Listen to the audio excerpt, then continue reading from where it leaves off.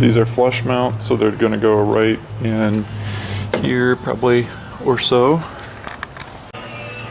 There's just so many steps to installing these. They come with two lights, a pigtail with a positive and negative, and some hardware for install. So I'm going to need power for both of these lights. And what I'm going to do is I'm going to run the power through a toggle switch that's rated for well above the amps I'm going to be drawing, and then I'm going to actually run it through a relay to go back to the lights, and they only draw should be a max of 3 amps, but still we need to put a relay on that. And so instead of tying right into the battery, and instead of doing what I've done before, and that is put an add a fuse or an add a line here, this was a unused fuse slot, and I just put one of these in and ran the power and did all that for some interior LED lights. So I decided, instead of tying in again to this stock fuse panel and keep running lines out the side, I decided to go with an extra fuse panel, fuse block, and what I'm going to do is I'm going to put the cover on, and then I'm going to drill a hole through the cover, which I've already done, and put some Velcro on it, and then what I'm going to do is I'm going to mount this right to the top of the fuse box cover. And this box also has a cover, and it's kind of nice because it's got 10 slots, and I'm already going to use one for power to the switch and one for power to the relay, and then I'm eventually probably going to add a front light, which I'm going to need a couple more, and then a CB, and who knows. But anyway, I don't want to keep adding and tapping in and things like that. I want to do it right. So that's where I'm at. This is the first step. I've drilled a hole, and now I'm going to mount it. Okay, the key is to find a length of screw that goes through the fuse block and through the lid, but not underneath too far, because then you're going to be running into the rest of the fuses. So I think this one works out to be 1.25 inches. Okay, so here it is poking through, and I'm going to put this nut on it, but first I'm going to put some Loctite on it just to make sure it doesn't come off. But it looks great. Okay, there's the fuse box, and the cover goes on just like that. Disconnect the negative, and then I'm taking off the positive here.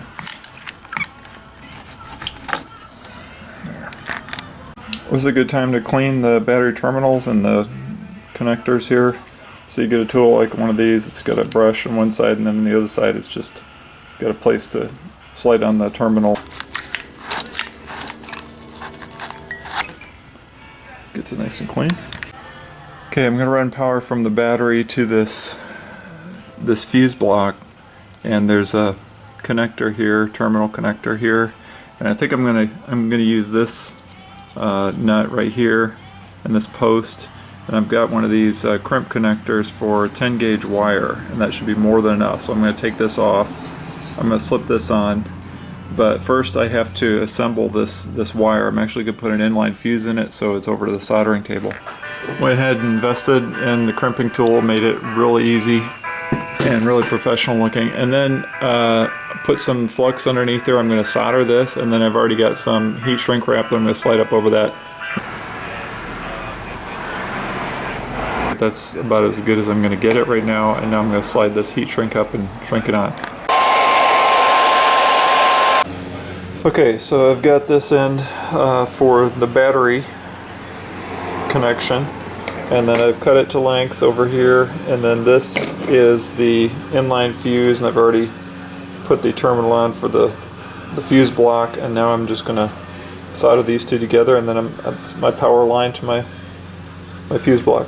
Okay, I have completely assembled my power wire to the fuse block, and I had to cut out a little of the plastic cover on the positive terminal to make room for that wire, but it is bolted. The power is right there, it's screwed into that nut instead of the main piece. And then I've got an inline fuse right next to the battery, and that's only at 5 amps, which the total draw from everything I'm going to be running should be less than 5. And then it's over here connected. I'm going to have it set for DC 50, so it's ready to measure 12 volts, and got my negative ground terminal over here on the ground of the battery.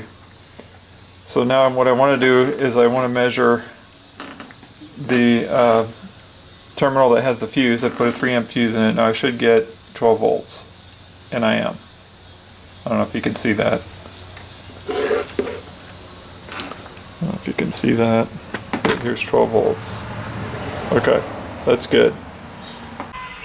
Okay, I originally thought that I could put it against this knee bolster type panel down here, but there just really isn't any good spot to put it in there. So then I came over here to the dash and I was thinking it'd be nice to put it right here, but on the back of this panel there's just no way it can happen. There's screws, this screws in over here, and there's just, this is not an appropriate area. So finally I chose this spot.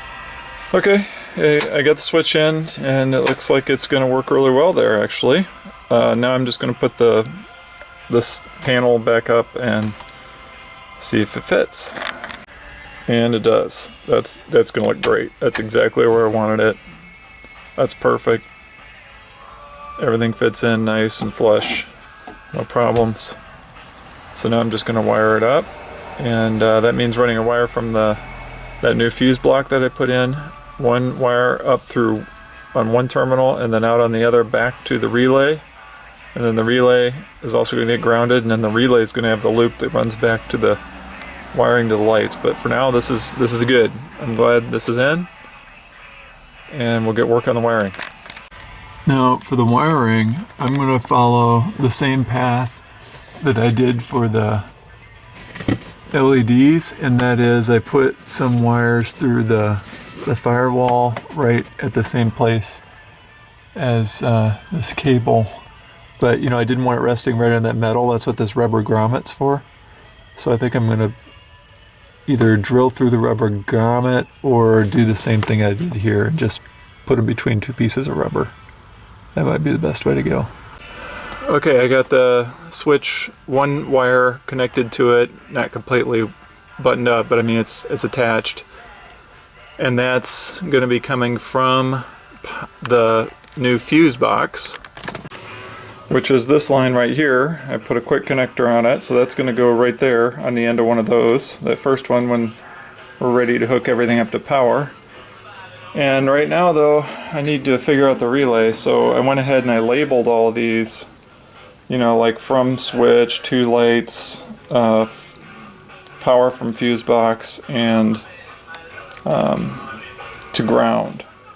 So I labeled all these so that I need to start being able to cut the wire to length. So what I'm going to do is I'm going to attach this relay to like right about here, and then all I have to do is put the harness on it after I've got it wired up.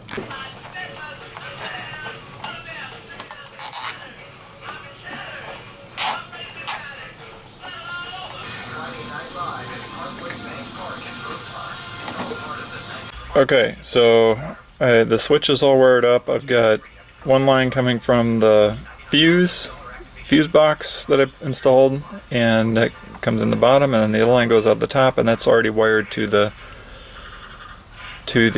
relay. So all I'm going to do is put this back where it belongs, and then reinstall the dash and see how it looks. Okay, now I'm trying to mark it off, so I'm bringing it in about 4 inches from this line on each side, and then I'm going to get a level and put this up right by here in the middle, level it, and then go around it with a Sharpie, and then I'll just cut it out.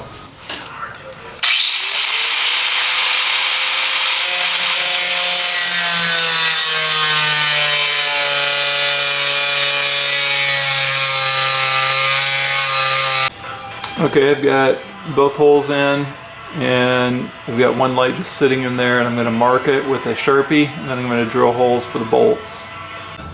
Okay, so now it's sitting there, and put the bolts in, and all I have to do is go around on the other side and tighten them up, and I'm going to put some Loctite on it and just cinch them up.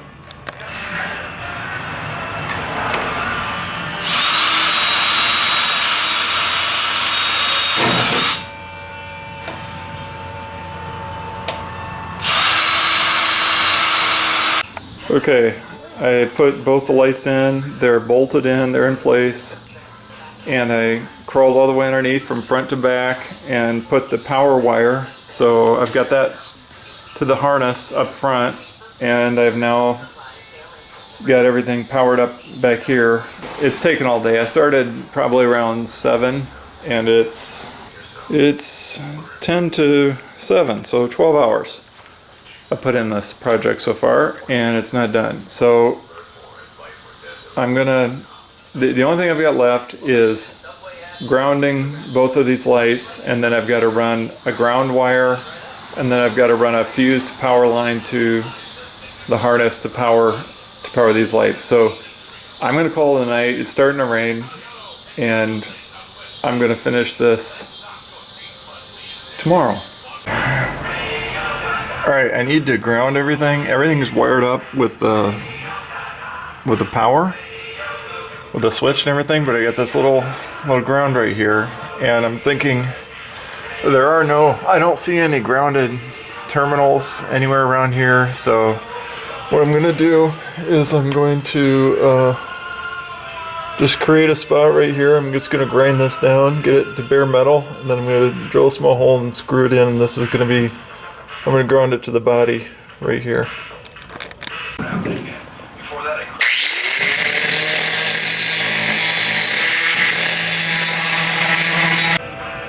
Okay, so I just zip tied this up, so I don't know if it really should be touching the cooling fins or not, but I tried to position it so it's not, as much as possible, not tied up around the light itself. And then these are all using butt connectors. These are all connected, and I'm going to run wire loom so it's not rubbing against the opening here. Now you can kind of see there's that spot that I ground down to get to bare metal, and I'm just going to drill a small hole and then screw into it, and then I'm going to ground it all right to the frame right there.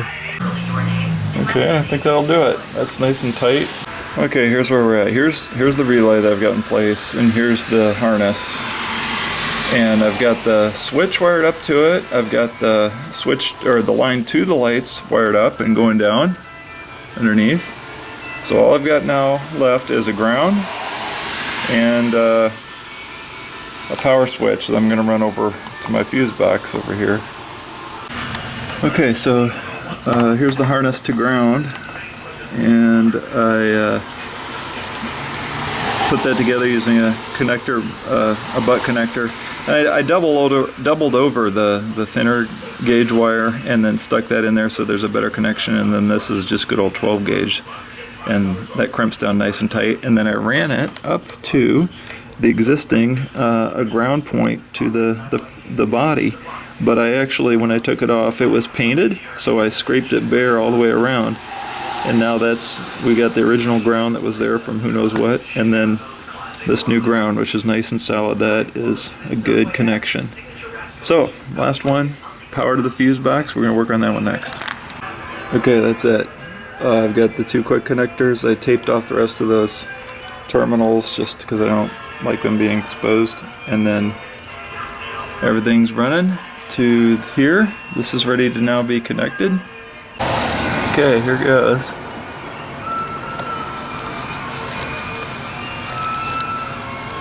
Everything's connected. I'm just going to put a piece of tape around this and then try it out. Okay, here it is. This is the moment of truth. Should turn on even though I don't have the ignition on. Here we go. We should see some bright lights coming from back there. Oh yeah. Oh yeah.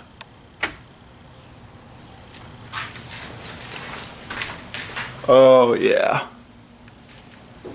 Both of them are working great.